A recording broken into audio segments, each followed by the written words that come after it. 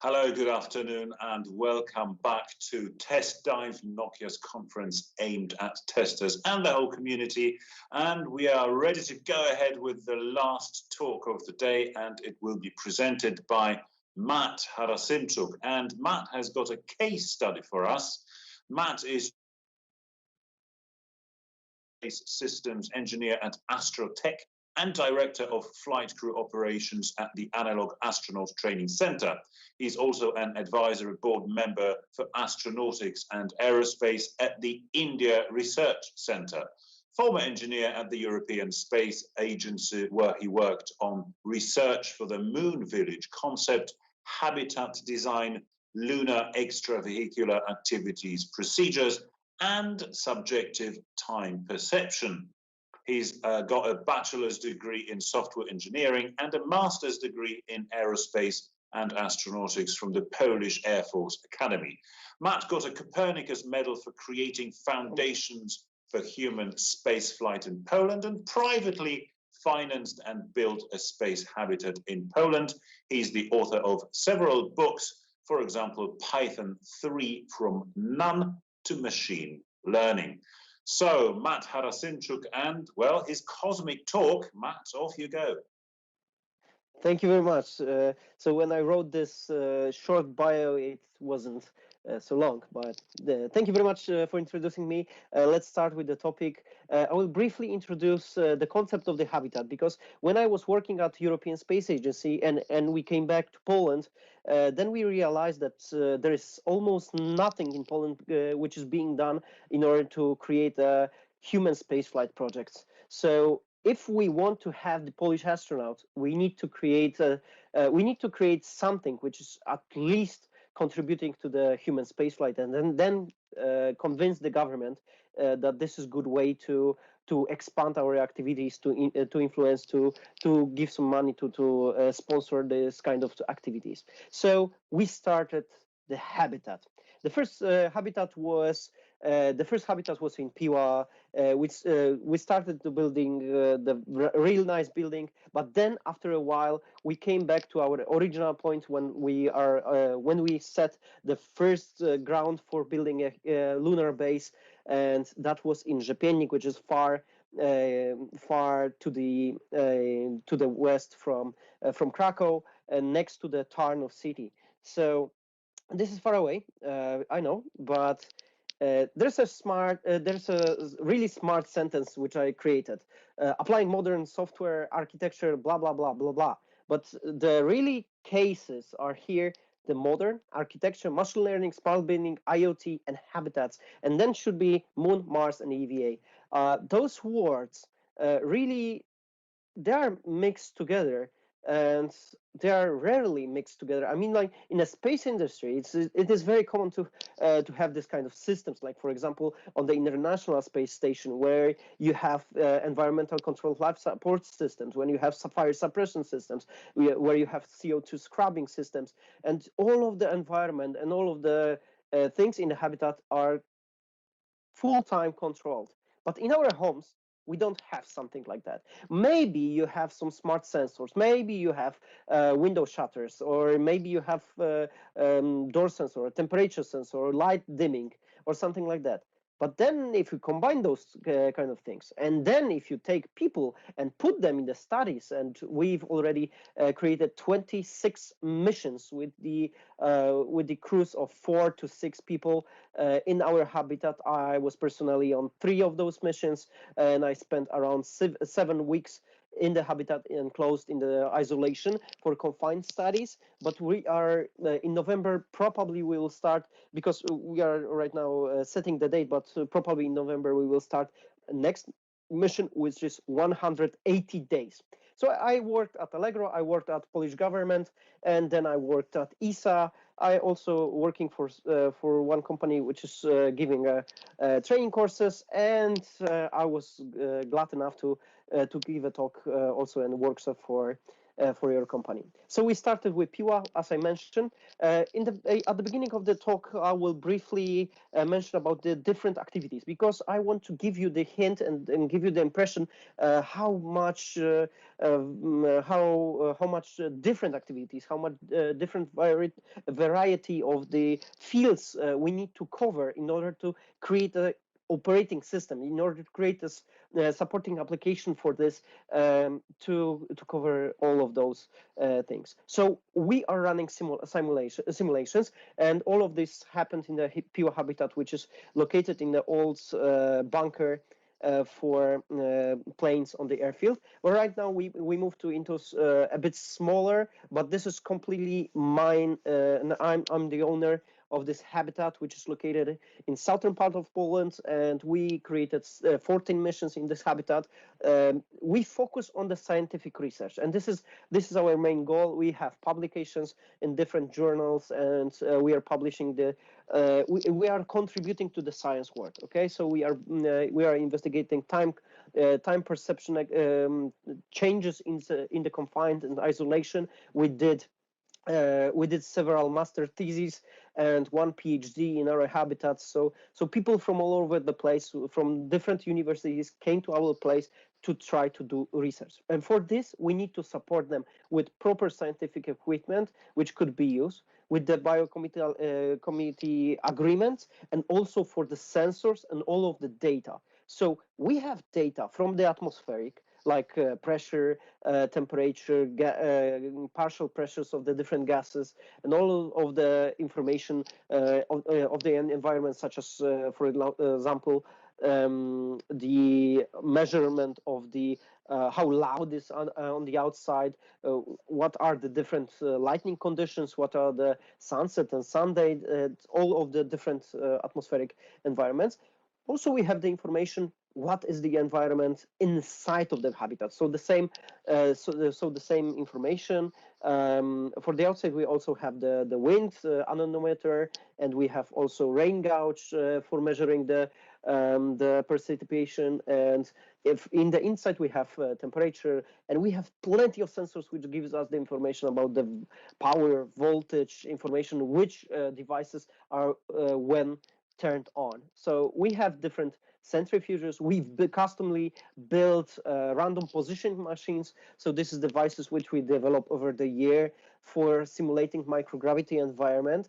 And for now, there's around 10 of those kind of devices in the world, and most of them are in our habitat.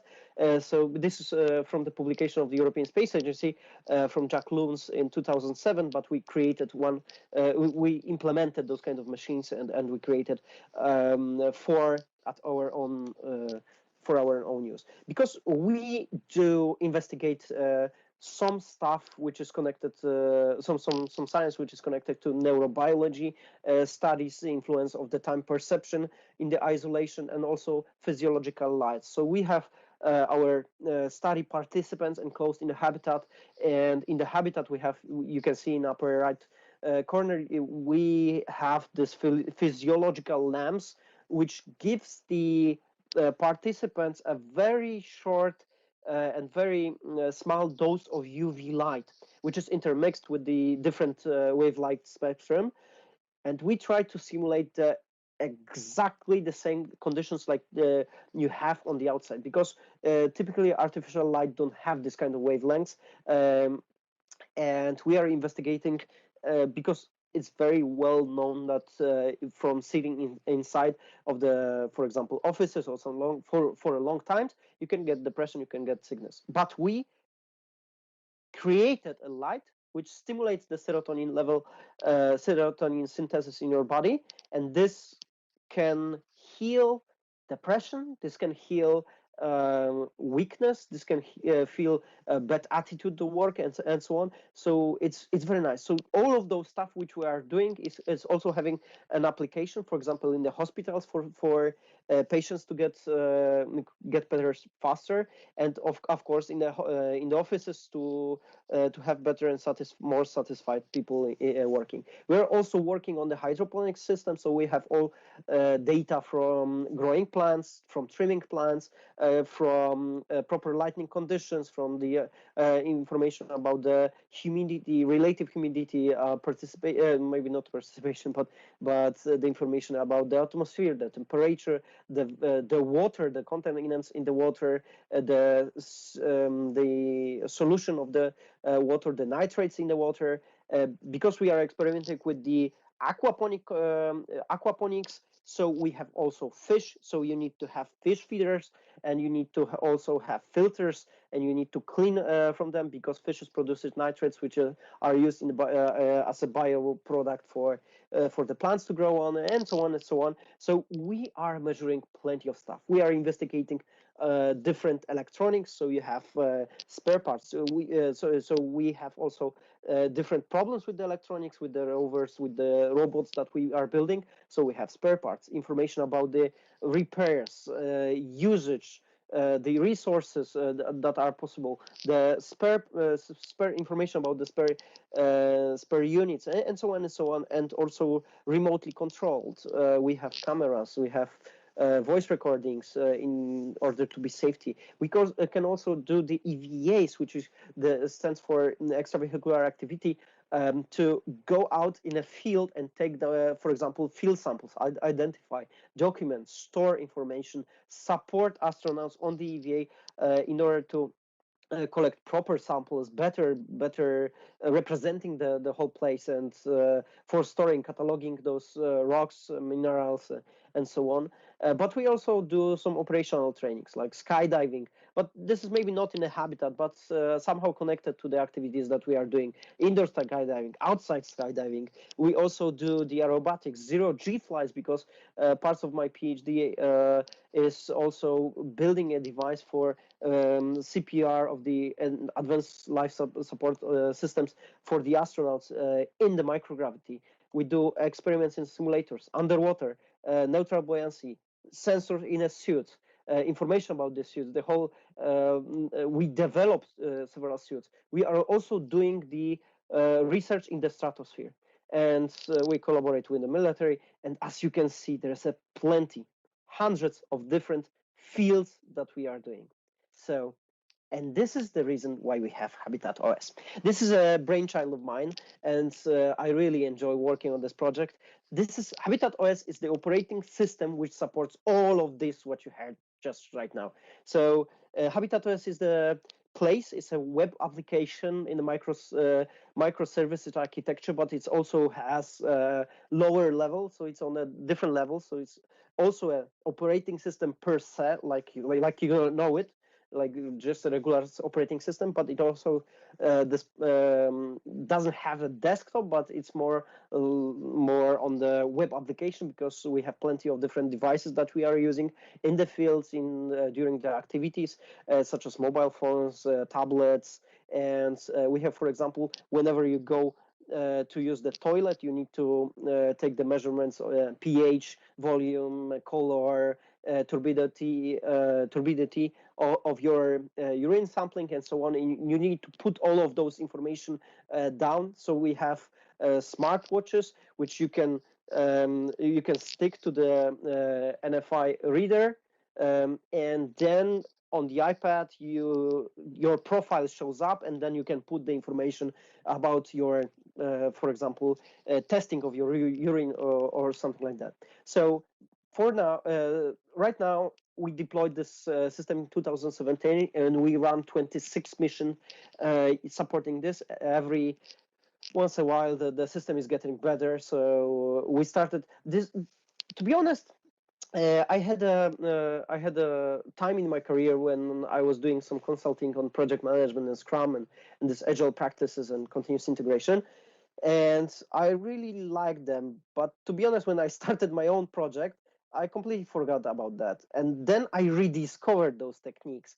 And to be honest, they are really working. Okay. So even when I was doing consulting, I was really familiar with those techniques. But soon later on, I started to use them as a tool of my choice.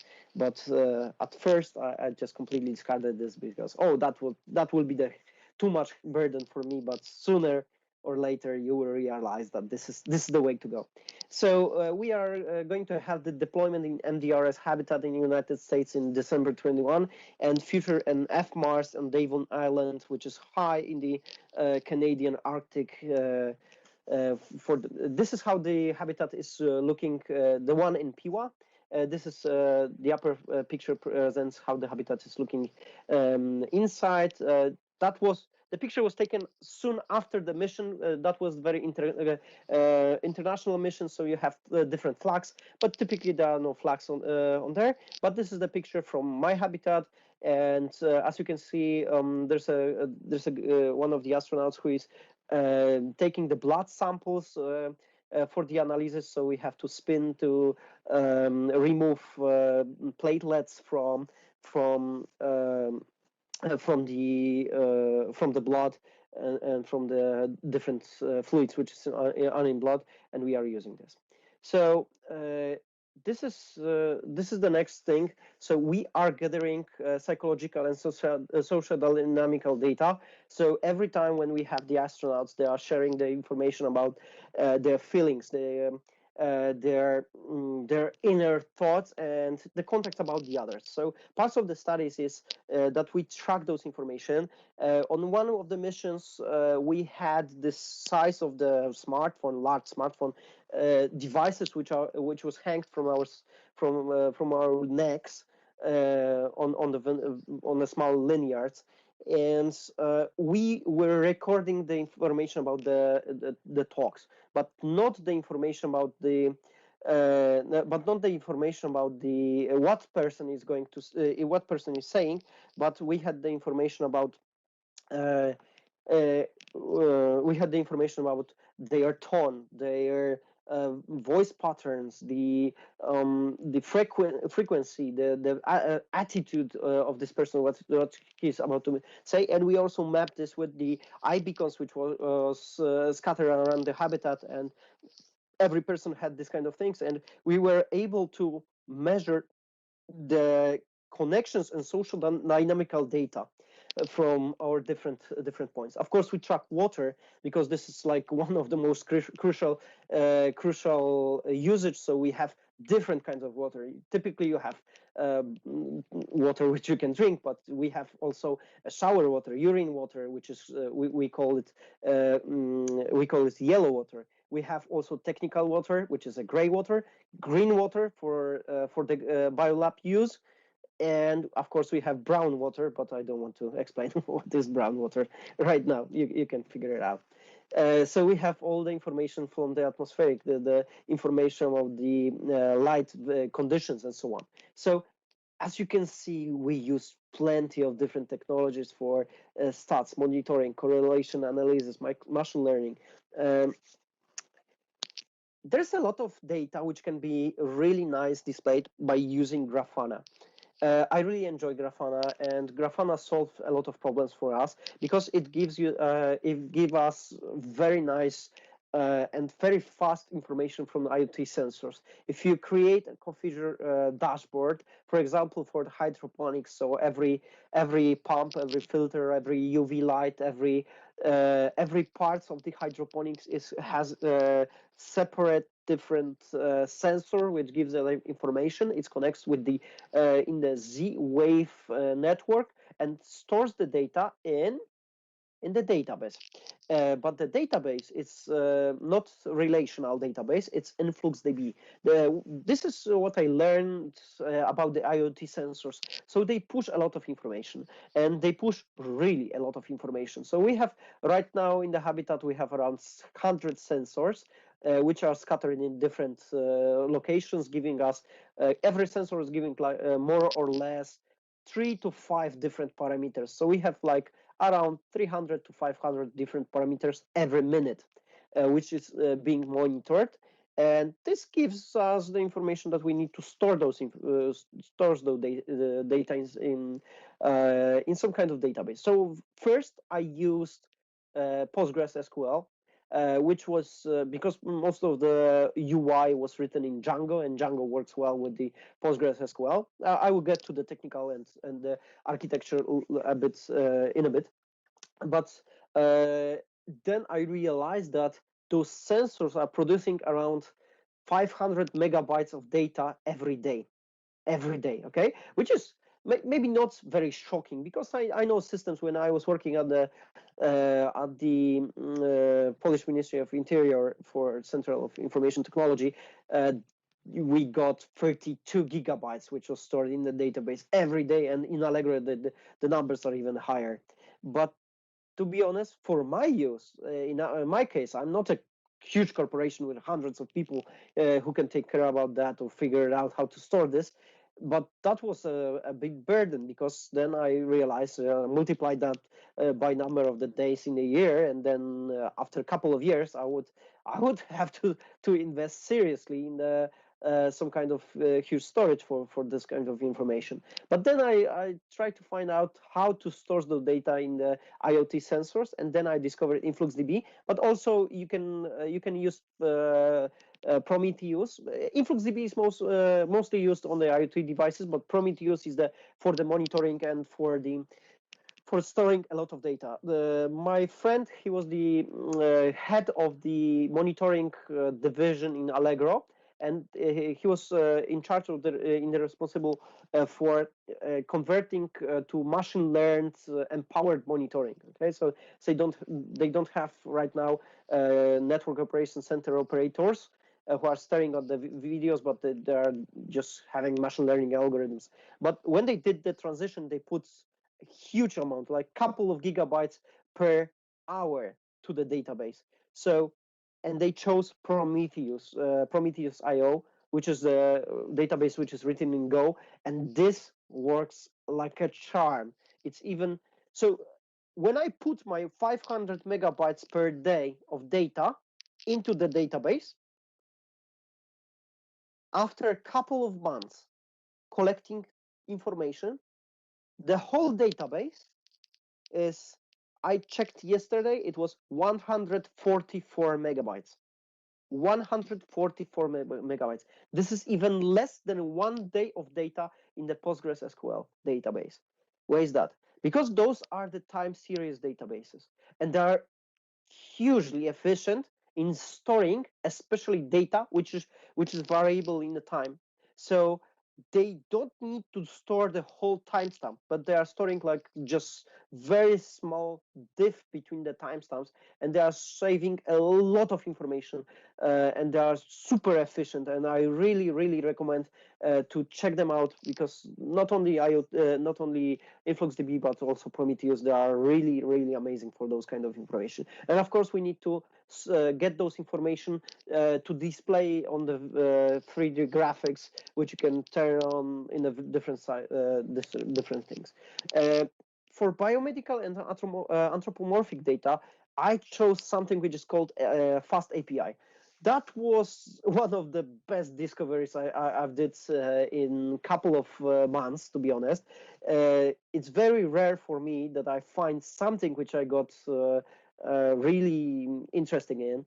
So I'm kind of this person. So when I'm writing HabitatOS, I need to take care about hundreds of different fields that we are investigating and then connecting those information. So I'm not very open to brand new framework which is going to be replaced in a year or something like that. I don't like this kind of technologies. To be honest, when I spoke with European Space Agency, because they are also building a habitat, and they are checking out also HabitatOS to implement this system into their habitat. So they are not open to the most modern framework or whatever. But then I found Fast API. Okay, Fast API is brand new. It's I don't know whether when there was a first commit, but this thing is being used in a Windows Core operating system. It's also being used in Netflix, Microsoft Office inside. It's something which resembles a bit on Flask in Python, but it's written in Pydantic and on top of the Starlet framework, and they are having benchmarks on the web page which states that Fast API in certain uses it's as fast as Go or Node.js, because it's completely asynchronous.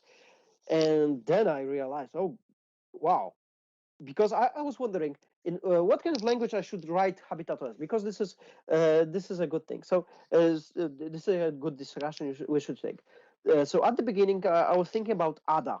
Ada is the language which is very open in the, it's very huge in the aerospace industry. But to be honest, outside of the aerospace industry, it's completely not used. Maybe military use, but that's it. But to be honest, if you check out the SpaceX, they're not doing ADA development. They are doing C++ development, and they are doing Java development, and the and the display panels in the Dragon capsule, they were written in JavaScript. Okay, that's right, JavaScript, and that was sent into space. And to be honest, ADA is only present in the aerospace industry because Boeing, Lockheed Martin, they have plenty of ADA developers, and the software was written in ADA for like 30 years. But this is when you design something to stay for the next 30 years, maybe you don't have to have this whole baggage of experience, and the whole baggage traveled with yourself. So you don't have to carry on for the next 30 years with ADA.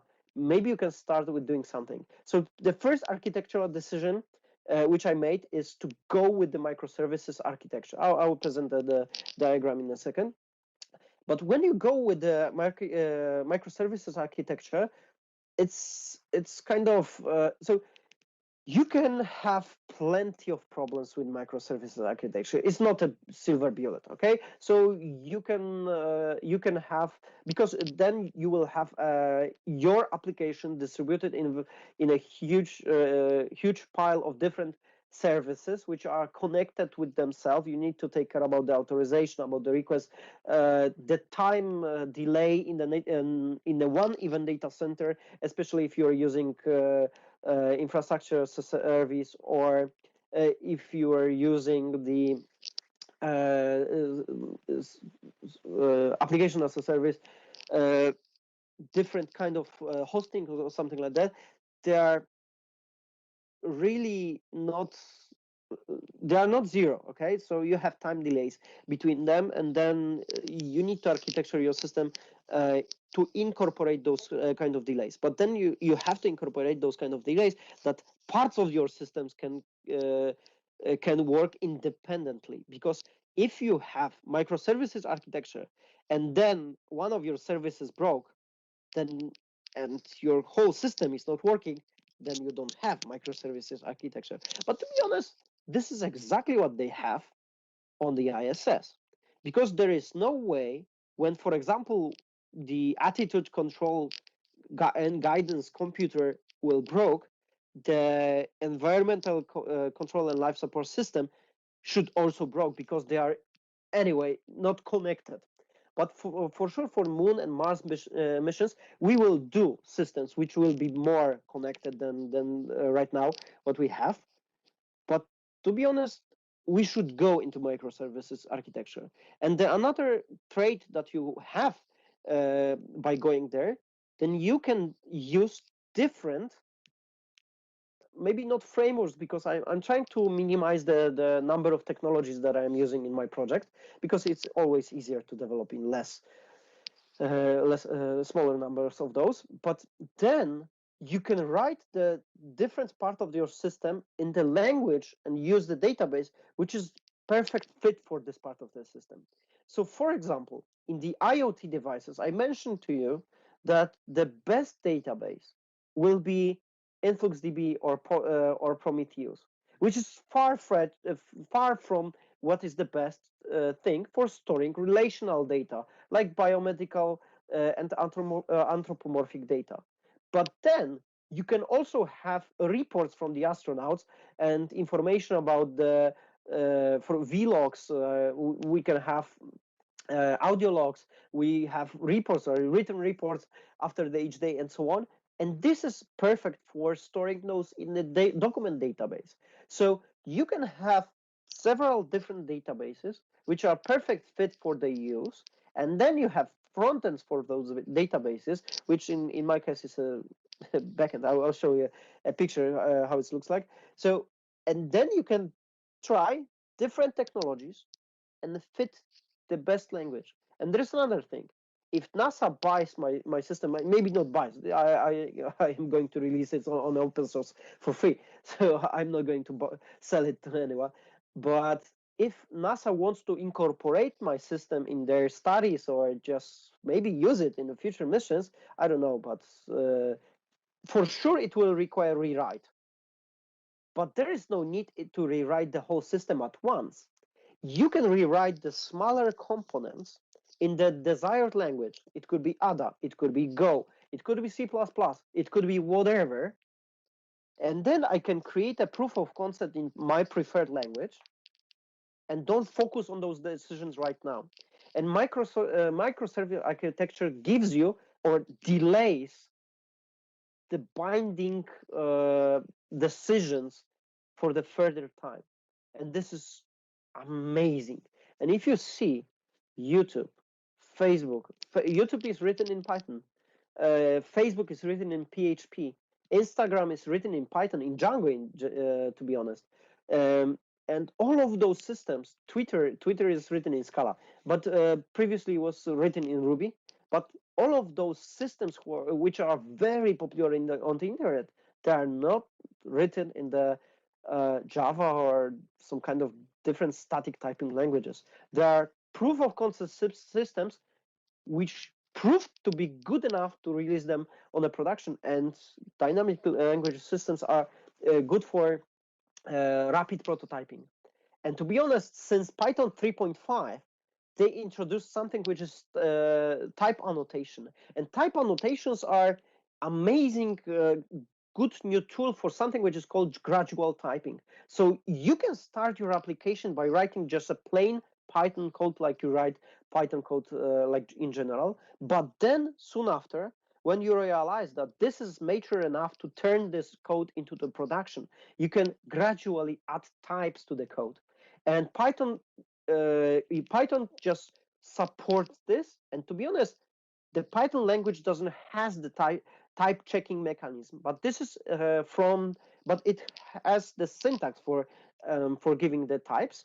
But you can implement in the continuous integration system how you can store, how you can influence the test and so on. So we have sleep studies, circadian rhythms, biomedical monitoring, and so on. Time delayed communication, because Mars is far away, and when people from Mars communicate with the Earth, and then we have also a base on the Moon, and then we have one ship which is traveling from Moon, Earth, or whatever to Mars, or whatever combination, we have different time delays. So those people cannot communicate with each other in the same time, but we need to have time delay communication.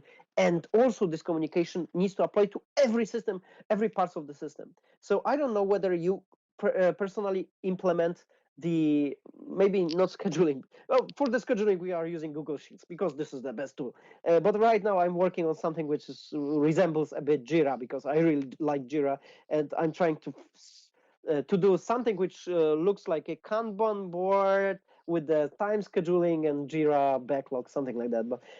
But that was the most heavy and intense part of the system. So I needed to rewrite the whole time and clock, the whole time system for the HabitatOS, for the operating system.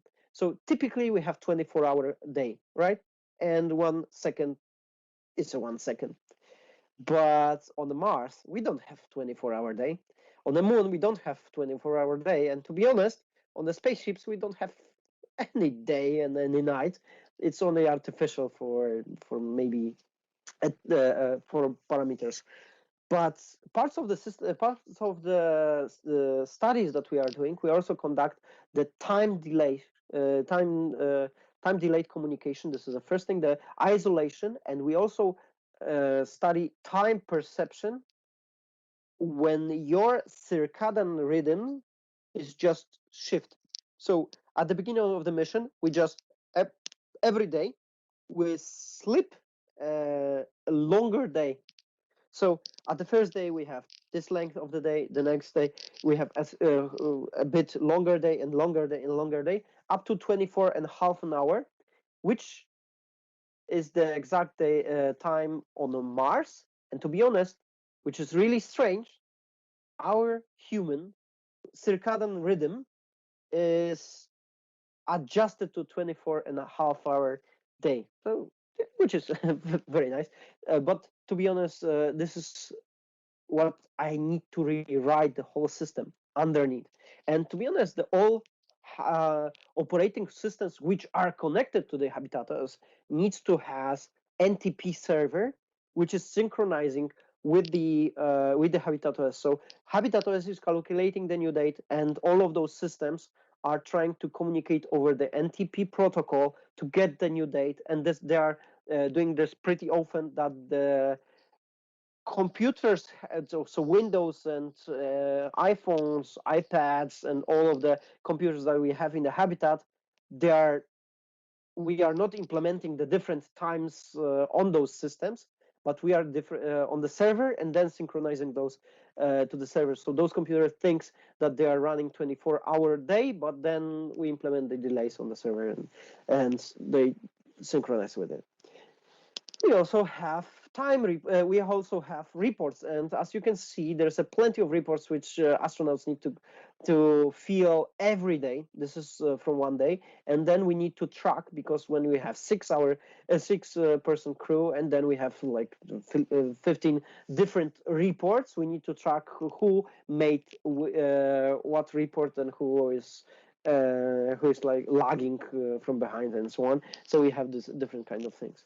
So as I mentioned at the beginning, I had to reinvent the wheel. So I was working as a consultant for more than 150 companies, and I was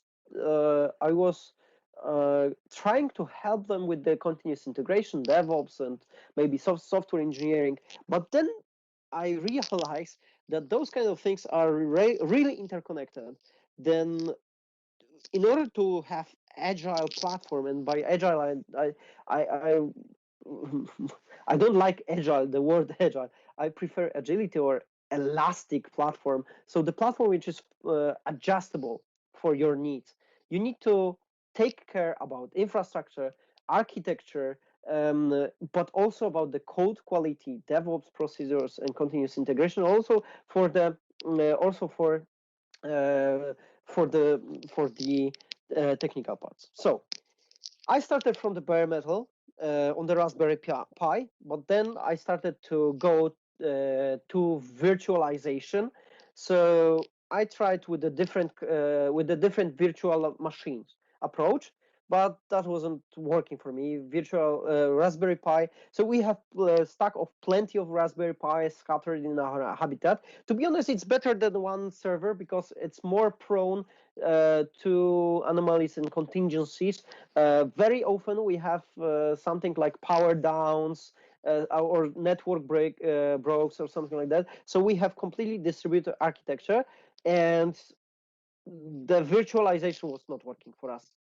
And I was even trying to run the application in the cloud, but then when network broke or power broke, I lost a lot of information about the sensors. And so I thought that the server needs to be inside of the habitats. There had to be plenty of different servers, and they need to somehow communicate and synchronize with the second part, with the main frame, I would say. Maybe not mainframe, but some kind of huge giant machine in the cloud which is storing the data. But all of those machines need to work independently. Okay, so the astronauts can communicate with one of those machines, write data, and those machines exchange data between themselves, and we are completely error prone. So if any of those Raspberry Pis which are in the habitat, or machines which are which we have in the different locations, or our main storage and computing unit in the cloud, if anything breaks, we are completely immune to this kind of thing. We are resilient. So we went into Docker, which is amazing. Docker technology is super cool for this. We incorporated Docker, creating Docker machines into the CI/CD pipelines. So every time when I'm committing something and this commit passes the test, we are creating a Docker machine, and it will be stored with the whole complex. So when you run the machine, you will run the whole system, in fact. And so you will run the one microservice, and then by Docker Compose, you run the whole system. So for the web application stack, I'm using vanilla JavaScript and React via React hooks, which is very nice. I really enjoy. So I didn't like React before hooks, and with the hooks, it's better, far better. We also incorporated a bit of React Native for native controls with the web applications, with the application for mobile devices. I'm using Fast API because it's super cool for microservices, but in parts of the system, especially the bigger parts, I'm using Django. But to be honest, right now I'm in my mind shift towards more using Fast API, incorporating this. Fast API has also one very nice tool, which is generating documentation. And I incorporated creating documentation inside of my pipeline. So every time when I'm committing the code, I'm creating also documentation for my system, because the system is too huge, and I want to that this system to be used in a space agencies and so on. So I need to have a very good and a very nice documentation. I am using mostly Python 3.8 and 3.9 right now. I'm in the middle of transition from 3.8 to 3.9 because that's super cool. Most of the code is just running without any problems, but it requires tests and so on. On the web application server, I'm using Nginx, which serves for HTTPS proxy and proxy path for Fast API, UV-Corn, and UV Loop, which is running the Fast API servers, or Gunicorn, which is running Django. And I'm using Docker with the Alpine images because it produces the image, which is like the whole Alpine Docker image is 5.6 megabyte, and with my applications is around 10 megabytes. So all of my microservices are around 10 megabytes, which is really nice. So I'm using different platforms. I'm using Heroku and Amazon for computing edges, and Raspberry Pis, because you can have pretty decent Raspberry Pi with several gigabytes of RAM and pretty good 4-core CPU. And if you have 5 of them, you're good to go. And just imagine the information, how you can synchronize between those nodes. So my system architecture is divided into different components. So I have components for medical, communication, psychological, and resources, and so on. But one of the most heavily and intense is the time, because it's interconnected with the others. And this is the same thing, but a little bit more, I would say, aligned. But this is something like that. So there is a core of this system, and I have clusters of different categories of microservices. Okay, so it's not, maybe this is high level architecture. It's not like that. The whole system is depending on a core, but core is the core of the HabitatOS is the essential, like a heart of like a brain of my system. Okay, so it's has the information. So whenever, for example, psychological systems requires a time, it connects directly to the time parts of the system. It doesn't need to take the information from the core. But all of those systems, all of those tiles has different databases.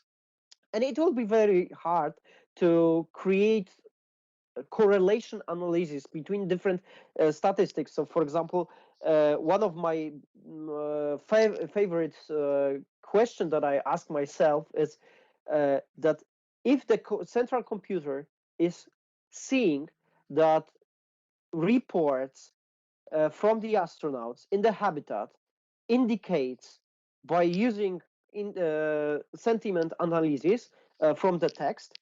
So computer is just trying to understand the text, your sentiments, so your attitude when writing a report. So it gets the information and gets the impression that you may be focused, you may be, for example, upset. Then we have information from the cameras, and then we can store this information and say, yeah, he looks grim, or he looks really, his face looks like kind of not very happy.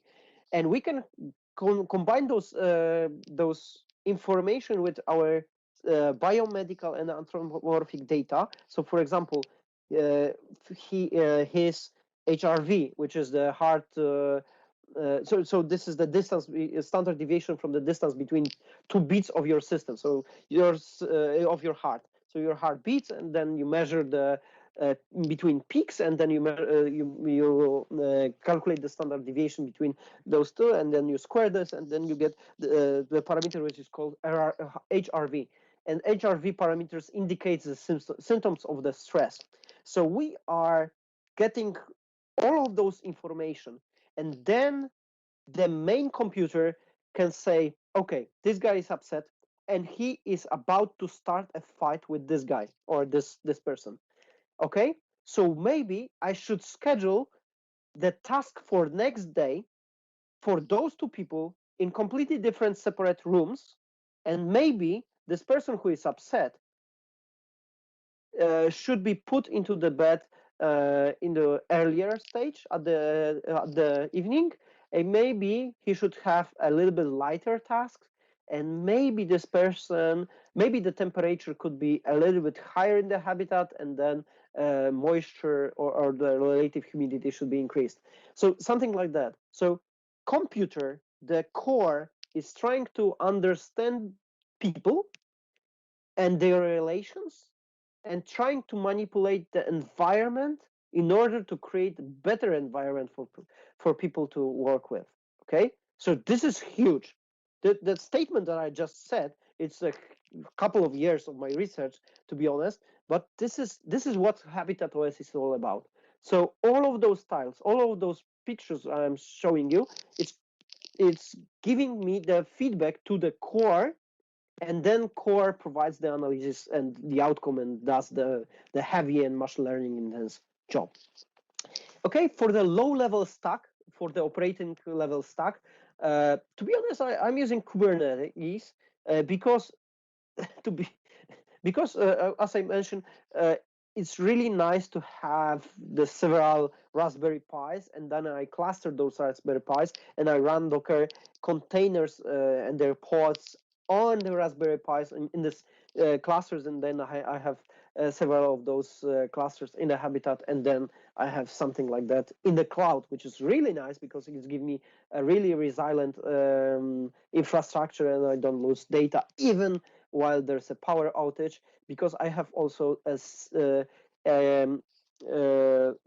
different power sockets, so with a completely different wiring of the electricity wiring for supporting critical sensors.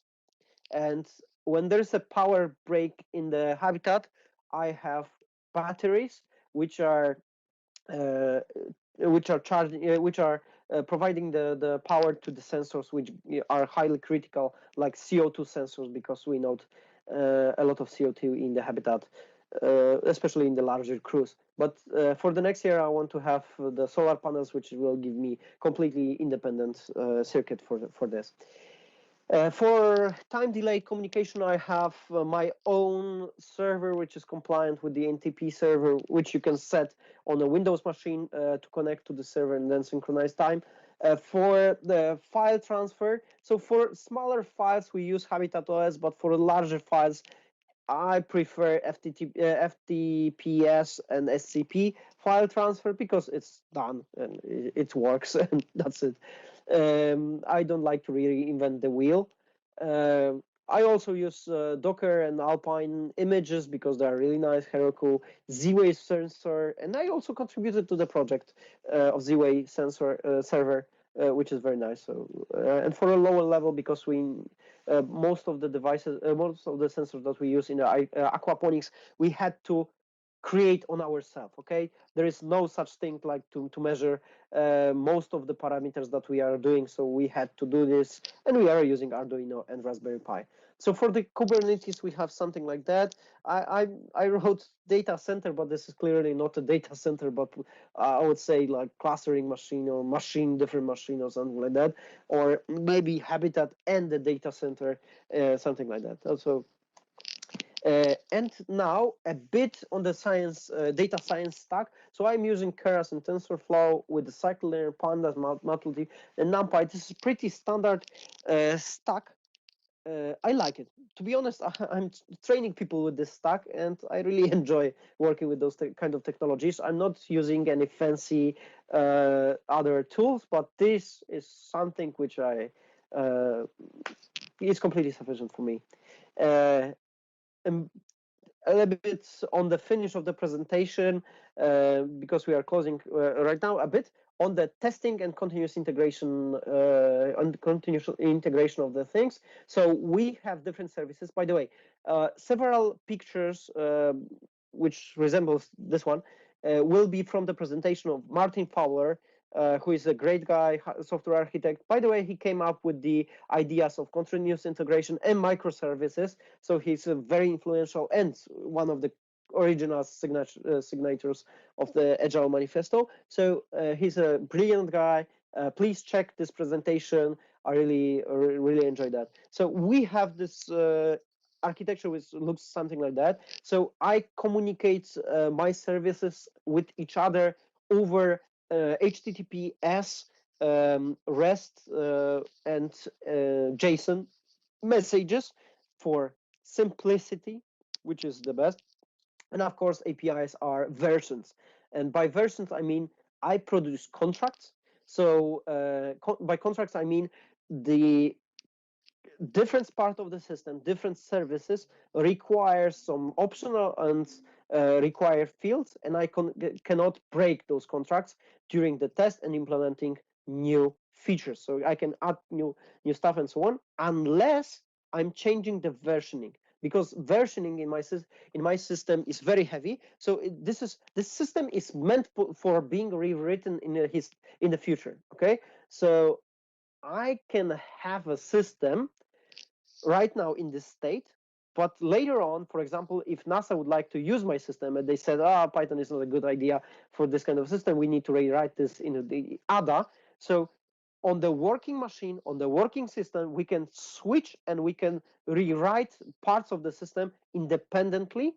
So all 95% of the system can work in Python, and then you can just start rewriting the system in ADA, just one microservice by one microservice by one microservice. Just by having the same contracts, you don't need to change anything in your system. So the contracts and versioning is very important for me. Your microservice, one microservice looks something like that. So I have external data stores, so in different data stores like InfluxDB, Prometheus, Postgres, SQL. I have also a SQLite, which I really like, especially for the testing. So I have different databases which are connected to the data mapper / ORM. By ORM, object relation mapper, I am thinking like Django ORM, which is brilliant abstraction over the database. And if someone is just telling me that ORM is like, for example, too slow or something like that, or they're producing not a mostly efficient SQL, then I say yes. And when this happens, I turn into the different database and not necessarily I push for the relational database, because most of the times people don't need to use relational database or try to put the information which are not relational into the RDBMs. So I have also a gateway HTTP client, and this is for sake because if I want to have testing, I usually have two clients, which is live client and stub client, and then I can live client is connected to the outside world and different services, and stub client just gives the information what would the other system return if I ask him. So my microservice is thinking that he's making calls into the another services, but in fact they are just receiving the stub informations, which is very good for testing because gives you the repeatable test and tests which are fast and good enough. Okay, and then I incorporate this whole thing into the whole stack. Some parts of the system you can do unit test, but for some others you can do components and test and contract testing also.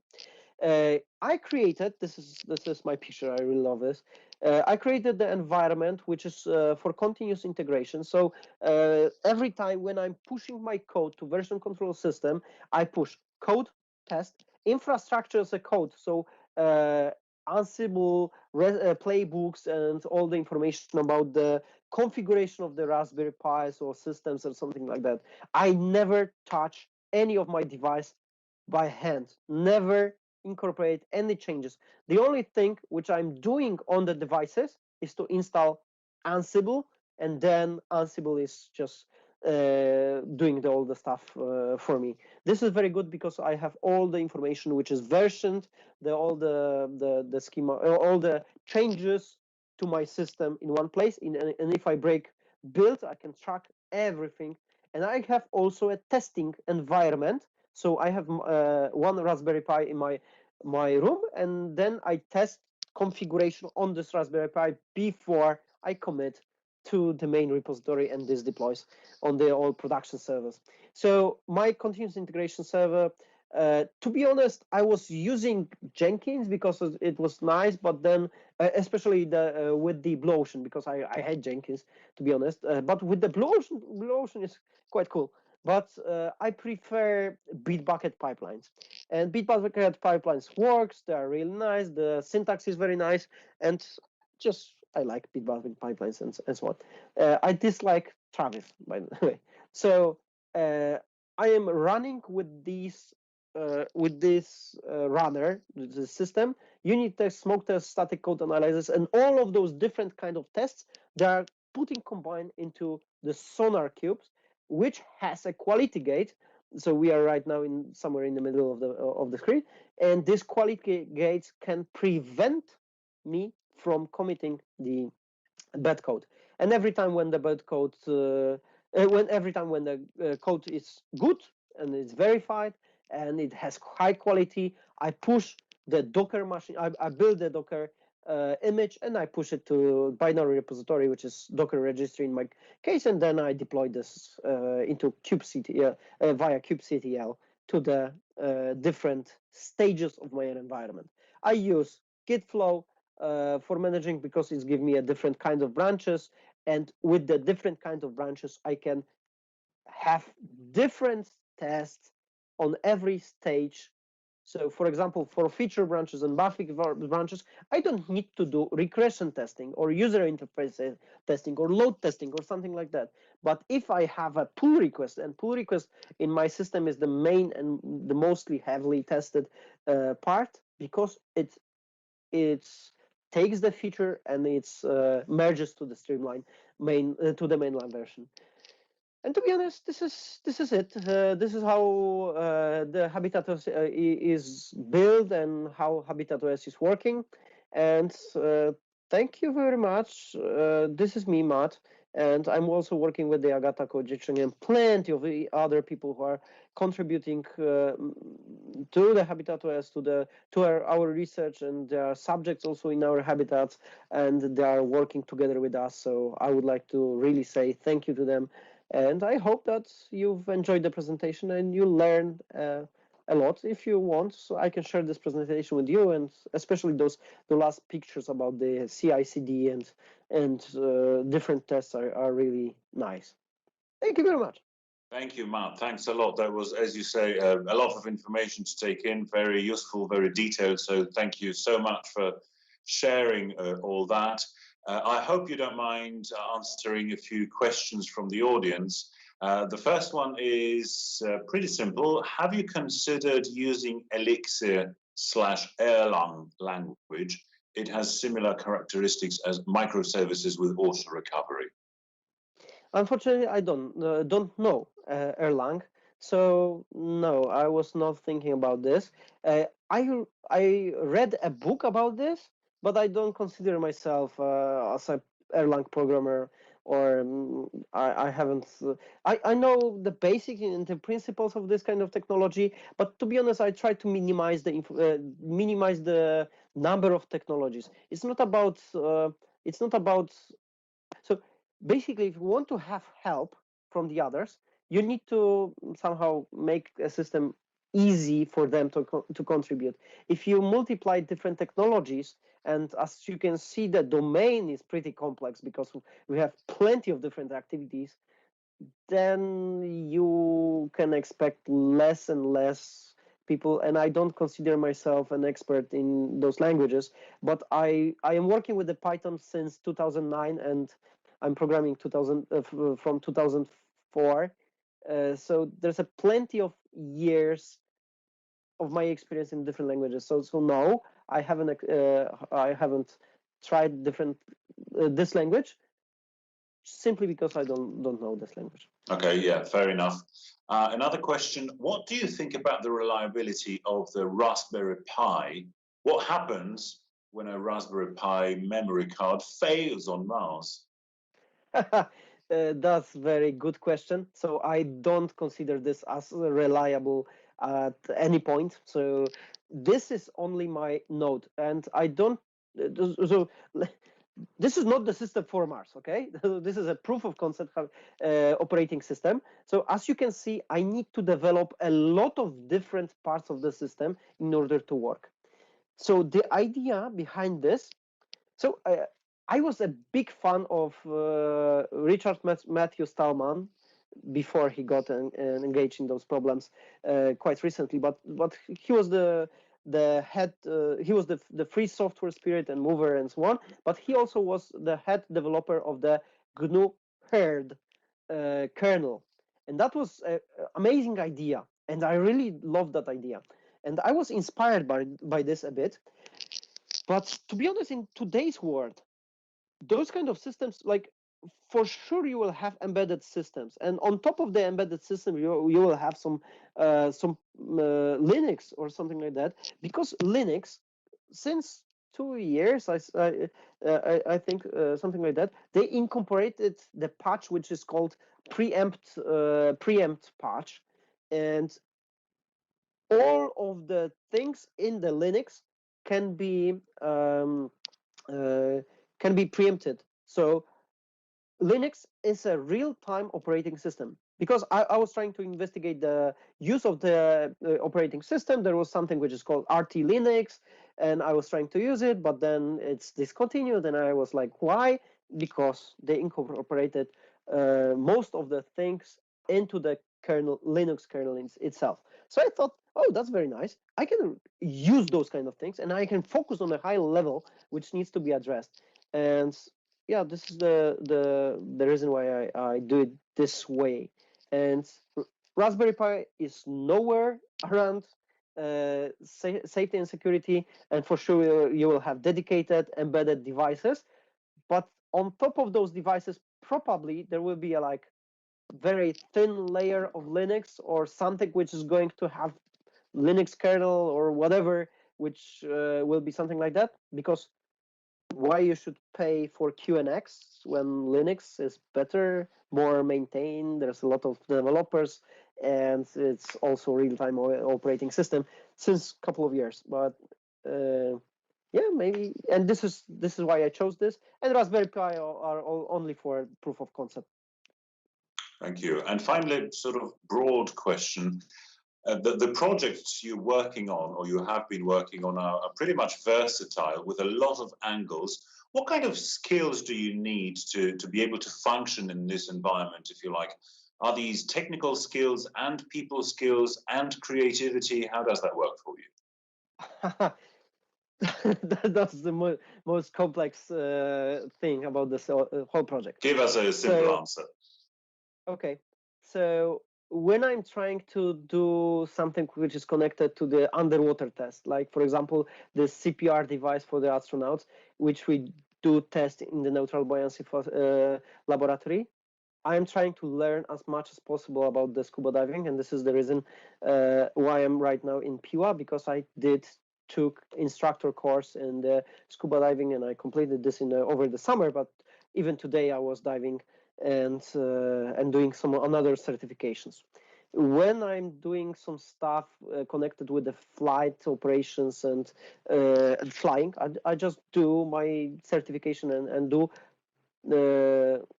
fly. Okay, so I experience this, and when I want to map or the interaction in the habitat, I enclosed myself for the 7 weeks in the habitat, and I was working on the HabitatOS while I was being in the isolation.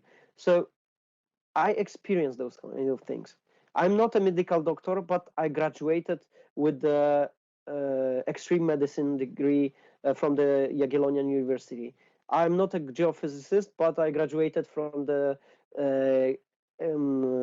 Academy of Sciences, Geological Sciences in Krakow.